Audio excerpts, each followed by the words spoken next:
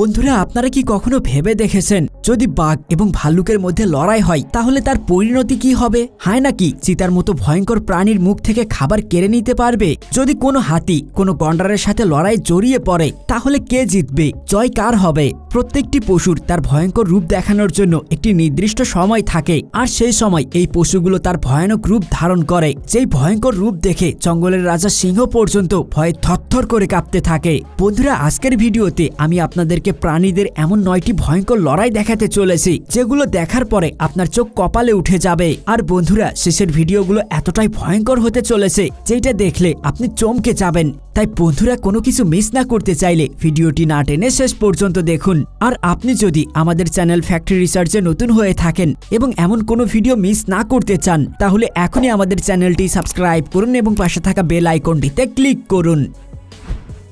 Number 9, leopard versus warthog versus হায়না।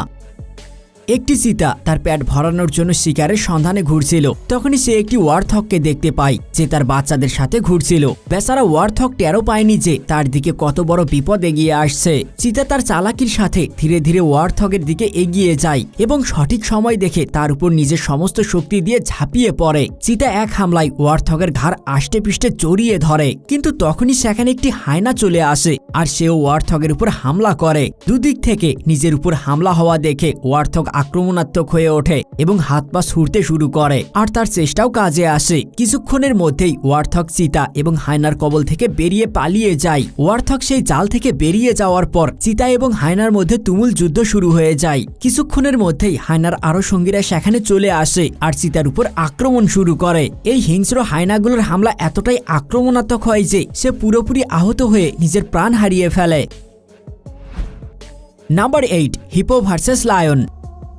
গরমের কারণে চিন্তিত একটি জলহস্তি পানির সন্ধানে এদিক ওদিক ঘুরছিল। ঘুরতে ঘুরতে সে এমন একটি জায়গায় পৌঁছে যায় যেখানে বনের রাজা সিংহের আধিপত্য ছিল, আর সেই জায়গাটিকে তার দখল থেকে বের করা জলহস্তির পক্ষে একেবারেই সহজ নয়। কিন্তু পানির সন্ধান না পাওয়ায় আগে থেকে জলহস্তি বিচলিত ছিল, আর এইবার সে এই জায়গা থেকে খালি হাতে ফিরে যাওয়ার মতো অবস্থায় ছিল না। যখনই জলহস্তি পানির ভিতরে পা রাখে তখনই সিংহ তাকে আটকানোর জন্য তার উপর হামলা চালায়। সেই জলহস্তিটিও সিংহের গ্রুপের উপর পাল্টা আক্রমণ চালায় আর নিজের সমস্ত শক্তি দিয়ে তাদের উপর ঝাঁপিয়ে পড়ে।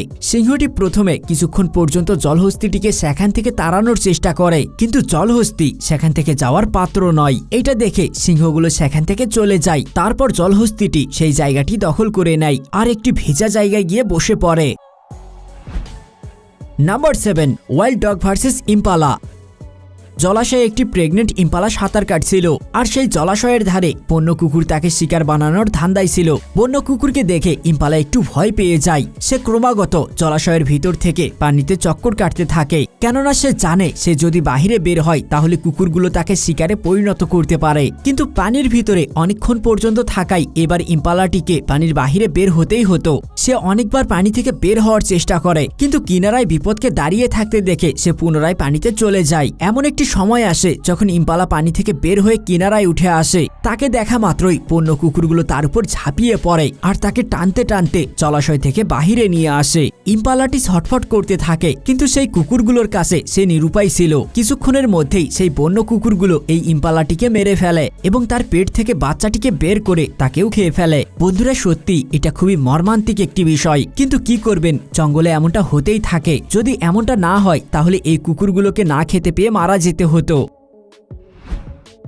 Number 6, leopard versus porcupine. বন্ধুরা, এমন একটি লড়াই আমাদের আগের ভিডিওতে দেখিয়েছিলাম যেখানে চিতাবাঘ এই পর্কিউপাইনের কাছে হেরে গিয়েছিল, কিন্তু এখানে একটি হিংস্র চিতা জঙ্গলে তার খাবারের সন্ধানে ঘুরে বেড়াচ্ছিল। তার হাতে বড় কোনো শিকার না আসায় তার নজর একটি সজারুর দিকে পড়ে। চিতা ওই সজারুর উপরে থাবা বসিয়ে তাকে আঘাত করতে শুরু করে। আপনারা হয়তো সকলেই জানেন সজারুর গায়ে অনেকগুলো কাঁটা থাকে যেগুলো তাকে অন্য প্রাণীর হাত থেকে রক্ষা করে, আর যখন সে নিজের আশেপাশে বিপদের আভাস পায় তখন সেই কাঁটাগুলোকে উপরের দিকে উঠিয়ে নেয় আর আক্রমণকারী নিজেই আহত হয়ে যায়। সজারুর এই কাঁটাগুলো চিতাকেও ভীষণভাবে বিরক্ত করে, কিন্তু সেই কাঁটার আঘাত সহ্য করেও চিতা এই সজারুটিকে শিকার করতে সফল হয়। এই চিতাটি সজারুকে মেরে ফেললেও সে ওই কাঁটাগুলোর জন্য মারাত্মকভাবে আহত হয়। প্রথমে সে নিজের শরীর থেকে সজারুর কাঁটাগুলোকে বের করে আর তারপর তাকে খেয়ে ফেলে, কিন্তু গল্পটি এখানেই শেষ হয় না। কিছুক্ষণের মধ্যেই সজারুর কাঁটায় আহত হয়ে চিতা ছটফট করতে করতে মারা যায়। বন্ধুরা, সত্যি এটা একটি বেদনাদায়ক মৃত্যু ছিল। বন্ধুরা, আপনারা কি কখনো চিড়িয়াখানায় এমন প্রাণীকে দেখেছেন? সেটা অবশ্যই কমেন্টে জানাবেন। Number 5, lion versus buffalo. দুটি অভুক্ত সিংহ শিকারের উদ্দেশ্যে বেরিয়েছিল। কিছু দূর যাওয়ার পরে তারা মাঠে একটি মহিষকে ঘাস খেতে দেখে। সিংহ দুটি তাকে শিকার করার জন্য এগিয়ে আসে, কিন্তু মহিষটি বুঝে যায় যে বিপদ তার দিকে এগিয়ে আসছে। প্রথমে মহিষটি সিংহগুলোর উপর হামলা করার জন্য এগিয়ে আসে, কিন্তু পরবর্তী মুহূর্তে সে নিজের জীবন বাঁচানোর জন্য সেখান থেকে পালিয়ে যায়। মহিষ একটি তৃণভোজী প্রাণী যারা বেশিরভাগ সময় হিংস্র প্রাণীদের শিকারে পরিণত হয়, কিন্তু যখন এদের প্রাণ সংকট দেখা দেয় তখন এরাও হিংস্র হয়ে ওঠে। অন্যদিকে জঙ্গলের রাজা সিংহ, যে অন্য কোনো প্রাণীর তুলনায় বেশি হিংস্র এবং ভয়ঙ্কর হয়, মহিষটি যখনই পালানোর চেষ্টা করে তখনই সিংহ দুটি তার উপর হামলা করে, আর তাদের মধ্যে একটি সিংহ মহিষকে তার শিকার বানাতে সফল হয়ে যায়। সিংহ একটি ধাক্কা মারে আর নিজের থেকে দ্বিগুণ বিশাল আকার মহিষের ঘাড় ধরে তাকে নামিয়ে আটকে রাখে। সিংহটি এত শক্তপোক্তভাবে মহিষটিকে আটকে রেখেছিল যে মহিষটি অনেক চেষ্টা করার পরেও নিজেকে সিংহের হাত থেকে বাঁচাতে ব্যর্থ হয়। দীর্ঘ সময় পর্যন্ত যন্ত্রণায় ছটফট করার পর সে মারা যায়। কিন্তু বন্ধুরা, এখানে দেখুন বাজি উল্টে গিয়েছে। এখানে এই সিংহটি মহিষকে শিকার করার জন্য এসেছিল, কিন্তু এই মহিষটি সিংহের থেকে কোনো অংশে কম নয়। তাই এই মহিষটি তার শিং দিয়ে সিংহকে এমনভাবে আঘাত করে যে সিংহটি শেষমেশ মারাই যায়।